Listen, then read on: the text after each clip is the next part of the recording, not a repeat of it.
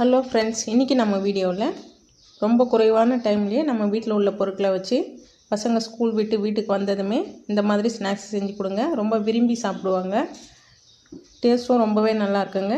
இந்த snacks recipe எப்படி செய்யுதுன்னு நம்ம வீடியோக்குள்ளே போய் பார்க்கறதுக்கு முன்னாடி நம்ம சேனலை இது வரைக்கும் சப்ஸ்கிரைப் பண்ணாதவங்களா இருந்தீங்கன்னா சப்ஸ்கிரைப் பண்ணிக்கோங்க. உடனடி அப்டேட்க்கு பக்கத்தில் இருக்கிற ஆளுங்கிற பெல் பட்டனை கிளிக் பண்ணிக்கோங்க. வாங்க வீடியோக்குள்ளே போகலாம்.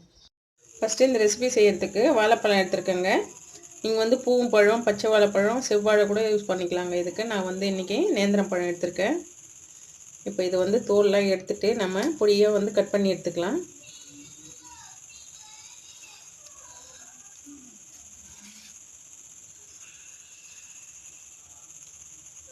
ரெண்டுமே நல்ல பொடிசாக கட் பண்ணி எடுத்துக்கலாங்க. இப்போது இந்த அளவுக்கு நல்ல பொடியை கட் பண்ணி எடுத்துருக்கேங்க. இப்போ இது அப்படியே இருக்கட்டும். அடுத்ததாக ஸ்டவ்வில் ஒரு கடாயை வச்சுக்கோங்க. கடாயில் ஒரு ஸ்பூன் நெய் விட்டுக்கோங்க. இது கூடவே நம்ம கட் பண்ணி வச்சுருக்கிற பழத்தையும் சேர்த்துக்கலாங்க.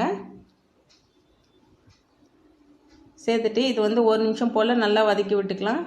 நெய்யிலேயே இந்த பழத்தை வதக்கி விடும்போது டேஸ்ட் ரொம்பவே நல்லா இருக்குங்க. நீங்கள் கரண்டிலேயே அப்பப்போ மசிச்சு விட்டு வதக்கி விட்டுக்கோங்க. இதை இந்த அளவுக்கு நல்லா வதக்கி விட்ட பிறகு நீங்கள் கரண்டியில் இந்த மாதிரி மசிக்கும் போது நல்லா மசிஞ்சு வரணும். இப்போ இந்த ஸ்டேஜில் நம்ம ரவை சேர்த்துக்கலாங்க. அரை கப் அளவு ரவை எடுத்துருக்கேன் நான். இது அளவு பார்த்திங்கன்னா 100 கிராம். இது வறுத்த ரவை, வறுக்காத ரவை எதுவாக இருந்தாலும் பரவாயில்ல, சேர்த்துக்கலாங்க. நம்ம மறுபடியும் வறுக்க தான் போகிறோம். ஒரு 2 நிமிஷம் போல் இந்த ரவையை வறுத்து விட்டுக்கலாங்க. இதுலேயே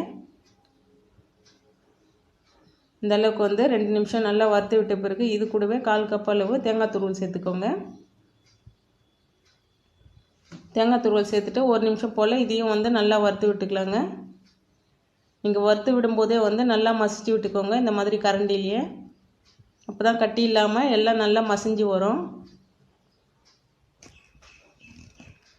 இந்த அளவுக்கு நல்லா வதக்கி விட்ட பிறகு இது கூடவே நம்ம பால் சேர்த்துக்கலாங்க. நான் காய்ச்சி ஆற வச்ச பால் தான் சேர்த்துருக்கேன். அரை கப் அளவு பால் எடுத்துருக்கேங்க நான்.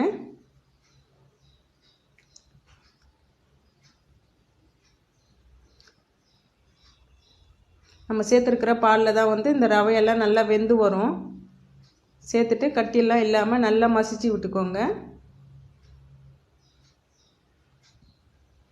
அடுப்பு தீ கம்மி பண்ணி வச்சுக்கோங்க. பால் சேர்த்த பிறகு இந்த மாதிரி நல்லா கட்டி இல்லாமல் நல்லா மசிச்சு விட்டுக்கோங்க. இப்போ இது கூடவே ஒரு பிஞ்சளவு உப்பு சேர்த்துக்கலாங்க. வாசனைக்காக ஏலக்காய் தூள் 1/4 ஸ்பூன் சேர்த்துக்கலாங்க. சேர்த்துட்டு இதை நல்லா கலந்து கொடுத்துடலாம். எப்போவுமே இனிப்பு செய்யும்போது ஒரு பிஞ்சளவு உப்பு சேர்த்தோம்னா நல்லா தூக்கி கொடுக்குங்க. அதுக்காக தான் உப்பு சேர்க்கறது. ஏற்கனவே நேந்திரம் பழத்தில் இனிப்பு இருக்கிறதுனால உங்களுக்கு ஏற்ற மாதிரி, உங்கள் இனிப்புக்கு ஏற்ற மாதிரி நீங்கள் இனிப்பு சேர்த்துக்கோங்க. நான் 2 டேபிள் ஸ்பூன் அளவு சர்க்கரை சேர்த்துருக்கேன். உங்களுக்கு சர்க்கரை வேணான்னா நீங்கள் நாட்டு சர்க்கரை கூட சேர்த்துக்கலாம். சர்க்கரை சேர்த்துட்டு நல்லா இந்த மாதிரி மசிச்சு விட்டு கலந்து விட்டுக்கோங்க. நல்லா இப்போ 1 நிமிஷம் போல் நல்லா இந்த மாதிரி மசிச்சு கலந்து விட்டுருக்கேங்க. பார்த்தீங்கன்னா சூப்பராக ரெடியாகி வந்துருச்சு.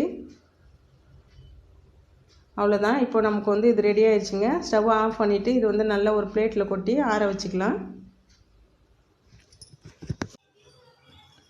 இப்போ இது நல்லா ஆறி இருக்குங்க. கை பொறுக்கிற சூடு வந்ததுமே கொஞ்சம் கொஞ்சமாக எடுத்து இதை உங்களுக்கு எந்த ஷேப்பில் வேணுமோ அந்த ஷேப்பில் நீங்கள் உருண்டை பண்ணிக்கோங்க.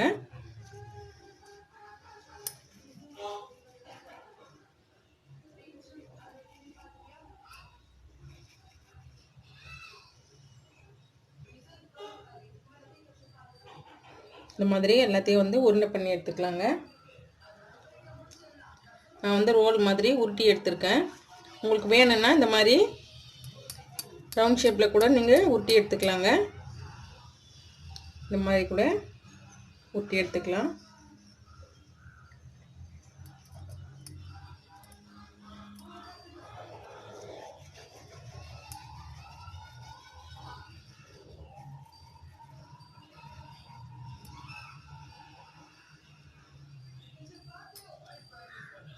அடுத்ததாக ஸ்டவ்வில் ஒரு நான்ஸ்டிக் பேன் வச்சுருக்கேங்க. அதில் 1 ஸ்பூன் வந்து நெய் சேர்த்துக்கலாம்.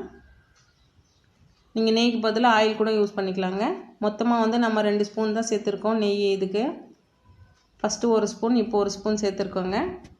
நெய் நல்லா மெல்ட் ஆனதுமே நம்ம உருட்டி வச்சுருக்கிறத வந்து ஒவ்வொன்றா சேர்த்துக்கலாங்க. சேர்த்துட்டு கரண்டி வச்சு பொறுமையாக வந்து கலந்து கொடுத்துக்கோங்க. ஸ்டவ் வந்து சிம்மில் வச்சுக்கோங்க. அடுப்பு தீயை கம்மி பண்ணி வச்சுட்டு செஞ்சிங்கன்னா தான் ஒன்று போல் நல்லா வந்து சிவந்து வரும். இது எல்லா பக்கமும் நல்லா சிவந்து வரணும். இந்த மாதிரி நெய்யில் வந்து இதை நல்லா இந்த மாதிரி வறுத்து விட்டு செய்யும்போது சாப்பிட்றதுக்கு டேஸ்ட் ரொம்பவே அட்டகாசமாக இருக்குங்க. கட்டாயம் நீங்களும் மிஸ் பண்ணாமல் செஞ்சு பாருங்கள், உங்களுக்கும் ரொம்ப பிடிக்கும். இப்போ பார்த்திங்கன்னா எல்லாம் ஒன்று போல் நல்லா சிவந்து வந்துருச்சு. அவ்வளோதாங்க, ரெடி ஆயிடுச்சு இது. இப்போ ஸ்டவ் ஆஃப் பண்ணிவிட்டு இது வந்து பிளேட்டுக்கு மாற்றிக்கலாம். பசங்க ஸ்கூல் விட்டு வீட்டுக்கு வந்ததுமே இந்த மாதிரி சூடாக செஞ்சு கொடுத்தீங்கன்னா ரொம்ப விரும்பி சாப்பிடுவாங்க. பிளேட்டே காலி ஆகிடுங்க. அந்த அளவுக்கு டேஸ்ட் ரொம்பவே நல்லாயிருக்கும். ரொம்ப குறைவான டைம்லேயே செஞ்சிடலாங்க. நல்லா சாஃப்டாக வாயில் வச்சதுமே கரையுங்க இது. இந்த ரெசிபி உங்களுக்கு பிடிச்சிருந்ததுன்னா நீங்களும் உங்கள் வீட்டில் ட்ரை பண்ணி பாருங்கள். ட்ரை பண்ணி பார்த்துட்டு எப்படி இருந்துச்சுன்னு உங்களுடைய கருத்துக்களை கமெண்ட் பாக்ஸில் சொல்லுங்கள். இந்த வீடியோ பிடிச்சிருந்தால் லைக் பண்ணுங்கள், ஷேர் பண்ணுங்கள். தேங்க்ஸ்.